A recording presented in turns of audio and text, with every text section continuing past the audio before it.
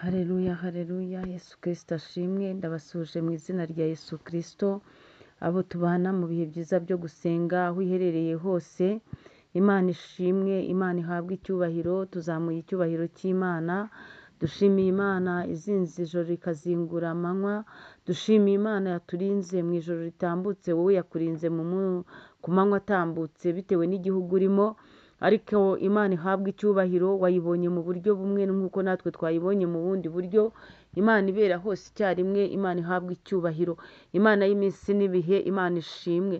Dushimiye Imana intwari ku rugamba, kubw'ineza yayo n'ubuntu bwayo, kubw'ubumana bwayo, kubw'urukundo rwayo, kubw'imbabazi zayo, izina ry'Imana yacu rihabwe icyubahiro.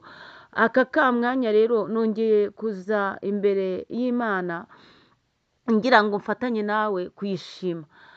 Dufatanye kandi kujya tugira ibihe by'umwiherero byo kuganira n'Imana. Umuntu aganira n'Imana mu bihe byiza byo gusenga. Umuntu aganira n'Imana asoma ijambo ry'Imana. Umuntu aganira n'Imana yiherereye ari mu cyumba cy'inzu ye, arimo asenga abwira Imana ati Mana ndagushimiye ibyo wakoze, ndetse hari n'igihe wiherera usuka amaganya n'amarira imbere y'Imana ukayibwira Mana ntabara ndengera hanze aha ngaha, ntawanyiteza ntawangirira neza, ariko wowe uri Imana yanjye yandemye. Imana ishimwe. Rero nakubwiraga ngo uhereze Imana icyubahiro, dutangire iki cyumweru dushima Imana, dushimira Imana ibyo yakoze, dushimira Imana kugira neza kwayo. Iki gitondo rero muri kumwe na Bishop Leonire, umushumba w'itorero Elayono Mountain Church mu Rwanda. Nifuje ko tuganira ku ijambo rifite umutwe w'intego ugira uti dufite ijambo ryavuzwe n'Uwiteka, niyo mpamvu turiho. Imana ishimwe. Wowe ntabwo uri ikimanuka, wowe uri umugambi w'Imana, wowe uri planification y'Imana. Imana yafashe umwanya igutekerezaho, irakurema, niyo mpamvu uriho. Nawe urebye ibibombe by'ibibazo byagukubise, wagombye kuba warahwereye waribagiranye.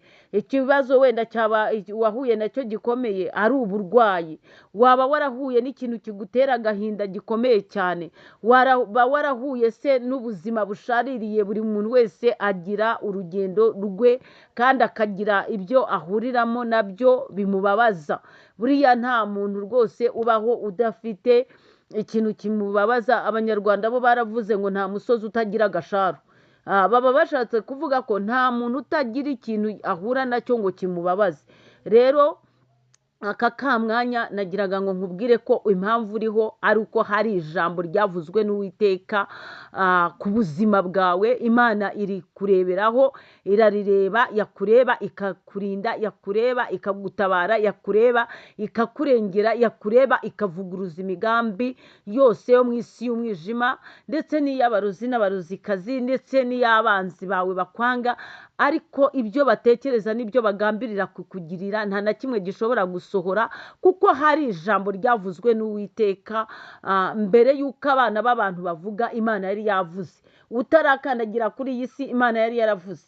Utarahumeka, utarareba, Imana yari yaravuze. Kuko wowe wabaye mu bitekerezo by'Imana, Imana irangije irakurema igutereka kuri iyi si. Ni nayo mpamvu itariki yavuze yuko izahakuvanira. Niyo wagira gute, niyo wakihisha hehe, Imana itariki yavuze yo kuza kuri iyi si, iyo yageze uravuka.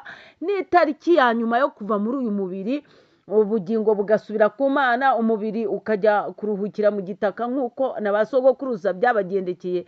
Iyo tariki ntawe uyirenga, aho waba uri hose, uko waba uri kose, ibyo waba utunze byose. Nakubwiraga rero ngo uyu munsi wite ku ijambo ry'Imana, kuko dufite ijambo ryavuzwe n'Uwiteka, niyo mpamvu turiho. Twihuse dusome igitabo cya Mose Itangiriro, ni igice cya mbere umurongo wa 26. Titire y'ijambo handitse ngo Imana irema isi n'ijuru n'ibirimo byose. Mu birimo muri iyi si nawe urimo, mu bintu bigize ibiremwa biri muri iyi si nawe urimo. Ni uko wowe Imana yakwishushanyije ikakugira ikiremwa gihagarariye ibindi biremwa. Ariko muri iri jambo Imana igihe yaremaga isi n'ijuru n'ibirimo byose nawe yagushyizemo. Imana ishimwe. Reka dusome uyu murongo wa 26. Imana iravuga iti tureme umuntu agira ishusho yacu ase natwe. Imana ishimwe.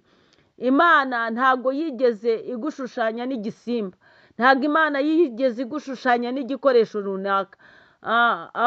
Abantu bagiye bahinduka umunsi ku munsi bakagera aho bumva rwose iby'imana babirambitse hasi, badaha agaciro imana. Ariko ijambo ry'imana rirambwiye ngo imana yarivugiye mu kanwa kayo, iravuga ngo tureme umuntu agira ishusho yacu ase natwe. Wowe ufite ishusho y'imana, usa n'imana, ariko ntago nshaka kukubwira ko waba usa n'imana ku isura gutya gusa uko tukureba. Imana iba yishimira ko wagira ishusho y'imana, isura y'imana mu migenzereze yawe, mu byo ukora, mu byo ugambirira, kuko imana yo muri kamere yayo yuzuye urukundo n'imbabazi. Imana rero mu kurema umuntu yamwifuzagaho yuko yagira ishusho y'imbabazi n'urukundo, kuko n'imana ari urukundo. Rero ahangaha imana imaze kuvuga ngo tumureme ase natwe, agira ishusho yacu, hanyuma ikintu yari igambiriye, yaravuze ngo batware amafi yo mu nyanja n'inyoni n'ibisiga byo mu kirere n'amatungo n'isi yose n'igikururuka cyose. Imana irema umuntu ngo agire ishusho yayo, afite ishusho y'imana, niko yaremye, niko yamuremye. Umugabo n'umugore niko yabaremye. Izina ry'imana yacu rihabwa icyubahiro.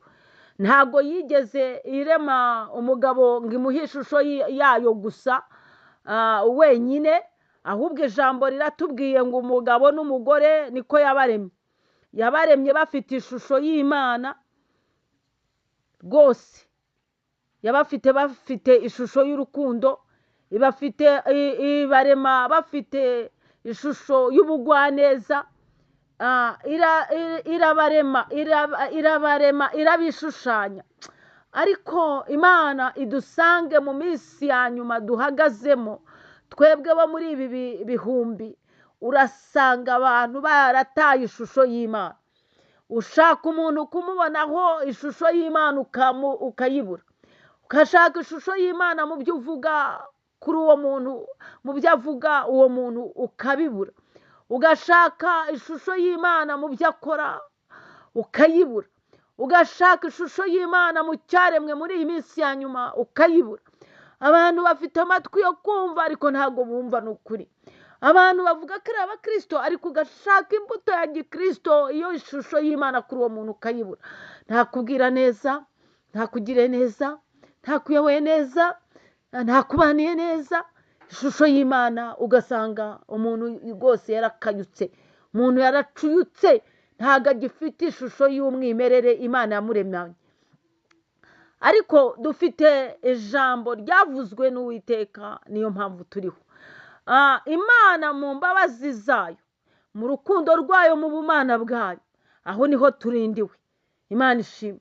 Nubwo ubona bikakaye, nubwo ubona abantu bashushe n'abakayutse, ariko dufite imana yuzuye urukundo. Imana yakuremye, imana yakwiremeye, ikwishushanyije mu ishusho yayo. Iyo mana niyo ikwitungira, iyo mana niyo igucira akayira, iyo mana niyo ikurengera rukomeye. Ubwo umwana w'umuntu wakibaza byinshi mu bibazo bimwe na bimwe ushobora kwibaza, nanjye nakibaza, ukibaza ngo uyu muntu yahindutse ate? Ese uyu muntu yabaye iki? Ese uyu muntu byamugendekeye bite? Ariko dufite ijambo ryavuzwe n'Uwiteka, niyo mpamvu turiho kubw'Imana, ntabwo turiho kubw'abantu. Iby'abantu byo byagiye bihinduka umunsi ku munsi, kuva Satani yinjira muri Edeni agashuka Eva agakora icyaha, Adamu nawe akaba aragikoze.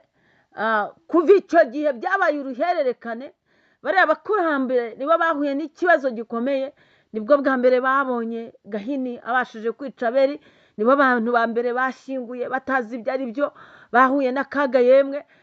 Rero nagiraga ngo nkubwire ngo dufite ijambo ryavuzwe n'Uwiteka, niyo mpamvu turiho, kuko kubw'umugambi wa Satani wa satani yatumara yadutsembaho, ariko izina ry'Imana yacu rihabwa icyubahiro k'Imana ikiturinze. Nakubwiraga ngo ishimire yuko hari ijambo ryavuzwe n'Uwiteka, bikaba ariyo mpamvu akaba ariyo mpamvu ituma ubaho, ugendane confidence yo kumva unejejwe n'Imana mu mutima wawe, wumve wishimiye Imana, wumve yuko Imana igupfumbatije mu gipfunsi cyayo, nta wagupfupfunyura muri icyo gipfunsi cy'Imana.